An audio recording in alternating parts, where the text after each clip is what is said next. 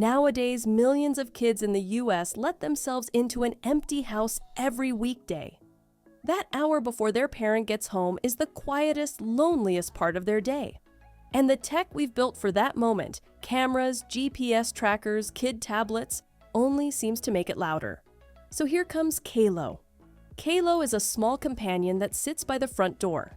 It comes with two apps, a parent portal for the adult at work and a kid portal for the child at home. On the parent side, there are three major actions. The moment Keylo senses your child walking in, you get a quiet, "They're home." Then how your child is feeling, but only what they chose to share. And over time, a calendar view of their moods and the little activities you've done together, by day, week, or month. On the kid's side, Keylo glows the moment the door opens, a warm welcome home. Your child can tap how they're feeling and send it to you. The app suggests small things they might want to do: draw, read, just rest. And a soft countdown tells them, roughly, when you'll be back.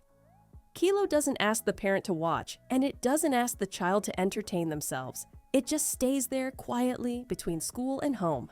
Sometimes the most important thing technology can do is be present without getting in the way. Try Keylo today.